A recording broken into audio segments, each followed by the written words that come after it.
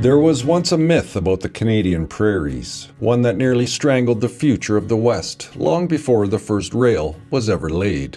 In 1857, Captain John Palliser looked at this exact stretch of land, south of what would become Regina. He wrote it off forever. He called it the Great American Desert. He described it as the Dry Belt, a place where no civilized man could or should ever try and farm. For decades, that label stuck. It was a keep-out sign written in the official history books of the British Empire. Yet, thankfully, there was another voice that changed everything. In 1882, John McCune looked at the same soil and saw a fertile plain. He argued that the dry belt was an illusion, a temporary state of nature that could be conquered with grit. His report was a massive gamble, and it was the primary reason that the Canadian Pacific Railway chose this route instead of heading further north. The railway was betting the entire future of the West on McCune being right and Palliser being wrong. In 1893, the steel finally arrived to settle the argument. The Soo Line pushed through the tall grass, but it wasn't here to build a community.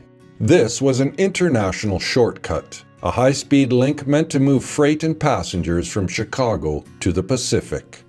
The line didn't care about the dry belt or the potential of the soil. It just needed to get from point A to point B as efficiently as possible. Steam engines? Well, they were very demanding. A 19th century locomotive was a thirsty beast. They could not travel hundreds of miles across the barren plain without a drink. Every dozen miles or so, the railway had to build a stop, not because there were passengers waiting, but because the machines that ran on steam needed water. And that was the birth of Milestone. By 1893, the rail dropped a station house right in the middle of the desert. It wasn't a town, it was a watering hole, a mechanical coordinate on a map. For nearly 6 years, nothing followed, no town rose up, and no streets were surveyed. If you were a passenger on those early trains, you looked out into the vast, terrifying silence. You saw a lone station house, a water tank, and a horizon that never ended. Yes, steam engines made stops here necessary, but in the meantime, the land captivated the men who worked here.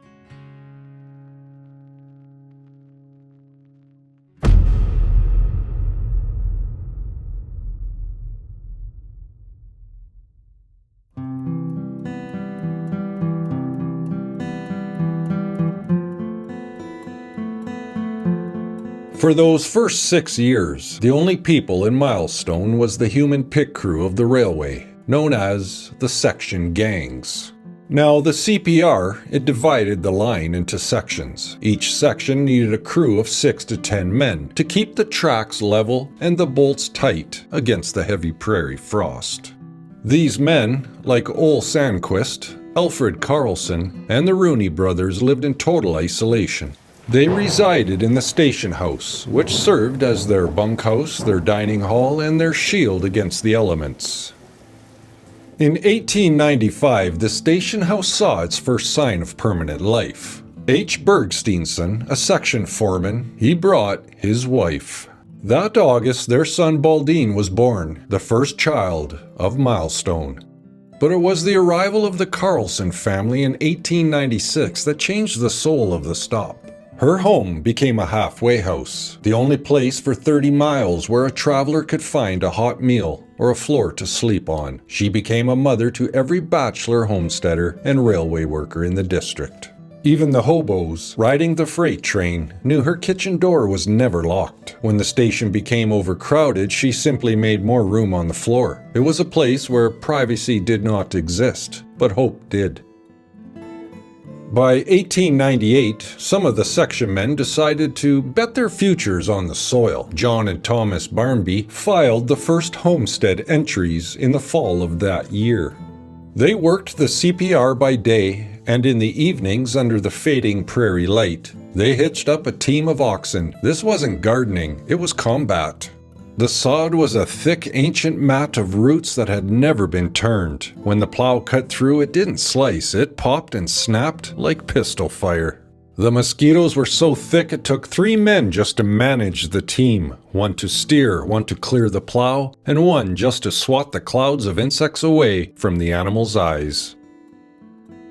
Settlers like Robert Anderson and William Reed arrived from the east, bringing settlers' effects like entire rail cars packed with furniture, livestock, and seed. Soon after, John R. Bunn arrived and established a lumber yard and a coal yard near the tracts.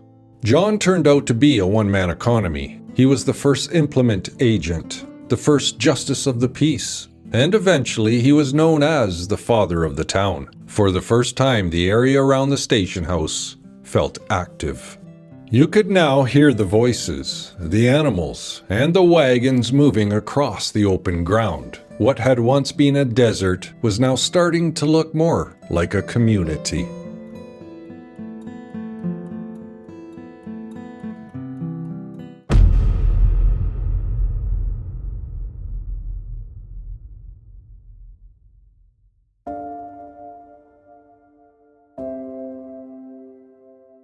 The spring of 1900 was supposed to be the Great Awakening, but nature seemed determined to prove Captain Palliser right. The winter had brought no snow, the spring brought no rain, and to make matters worse, a massive prairie fire that previous fall had stripped the grass for miles, leaving the land black, naked, and parched. And to make matters worse, by midsummer the Moose Jaw Creek, the only source of running surface water for the area, well, it had turned into a bed of mud. Farmers even dug shallow wells into the creek bed, praying for a seep of moisture to keep their horses and cattle alive. It was said that farmers during the drought could expect to spend 1/3 of their day just hauling water in barrels to support their lives. The math of survival was brutal. An 8-horse team spent its day hitched to a water wagon instead of a plow. The heat was relentless.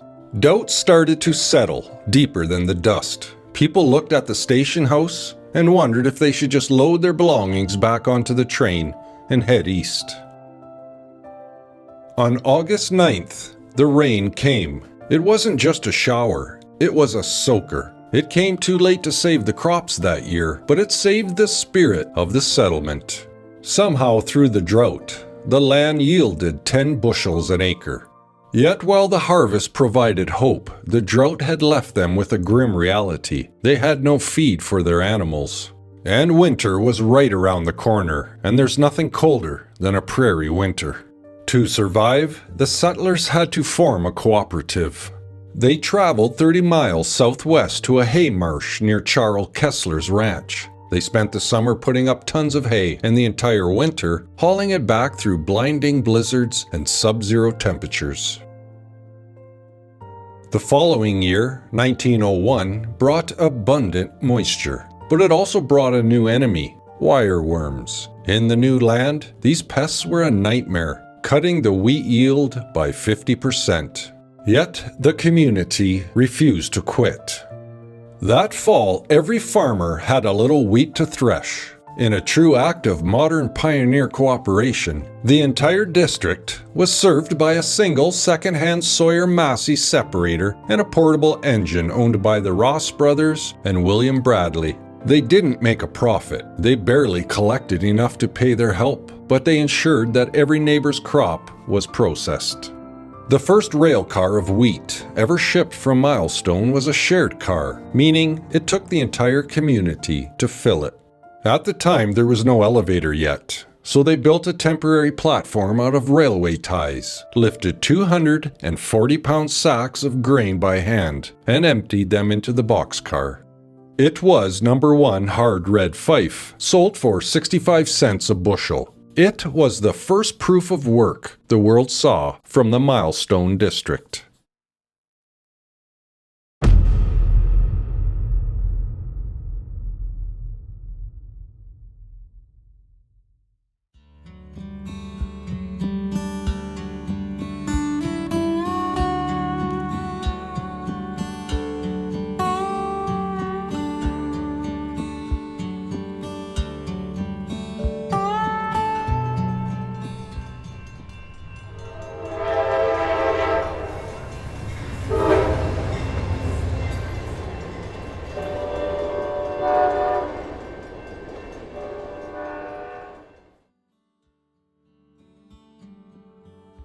By 1902, word of the Canadian Prairie's fertile soil reached the American Midwest. There you could expect to pay $100 an acre. Here in Milestone, it was selling for just $8. Next came the speculators. Firms like Harry Hopper and Luce and Jones bought 200,000-acre blocks to divide and sell to the American farmers. They soon organized excursion trains for the farmers who came from the Midwest, funneling them toward the Canadian border. These new arrivals transformed the quiet stop at Milestone into a booming town site. To many, it seemed like town went up overnight. To handle the rush, the hotel was built like a barracks, packing 75 men a night into rows of double bunks. Milestone was beginning to grow. It was during this boom that Bernard Larson arrived from the Dakotas, bringing a secret weapon, flax. He taught the Canadian farmers that flax was the most valuable first crop they could raise on heavy clay land. By 1906, the Milestone district led the entire province in production. On August 15th of that year, the watering hole for locomotives officially became a town, complete with a weekly newspaper and a brass band. But the struggle didn't end with incorporation. The winter of 1906 was an exceptionally severe winter, starting with a 3-day blizzard that piled snowbanks 10 feet high. During that period, the coal shortage was the worst the Soo Line had ever known, and many farmers struggled trying to keep their families warm. It was a long, cold winter.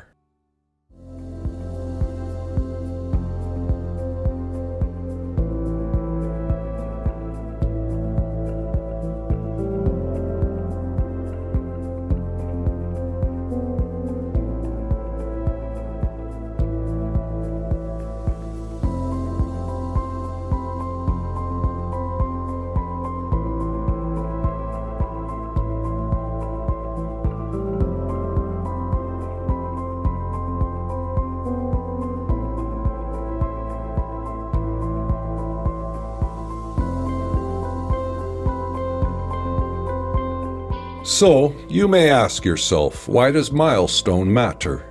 Because it's the place that worked when everyone said it wouldn't. It was built by people like the Carlsons, who turned a mechanical station house into a kitchen, and men like John Bunn, who wore every hat from land agent to mayor, and of course many others. They'd all do anything to keep the dream alive. The idea that this is nothing more than a prairie desert is now buried under millions of bushels of grain. Looking at this town today, you are looking at an act of will. You are looking at a community that survived the Great Depression, 2 world wars, and the harshest winters on the planet.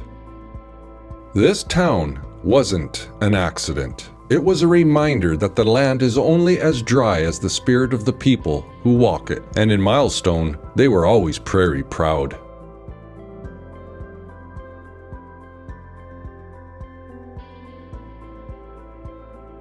Hey, my name is Mike. Thanks for watching. If you enjoy these forgotten stories, then consider giving this video a like and subscribing to the only channel on YouTube who's bringing you the most info per minute regarding our prairie past. Hey, until we meet again, take care and stay prairie proud.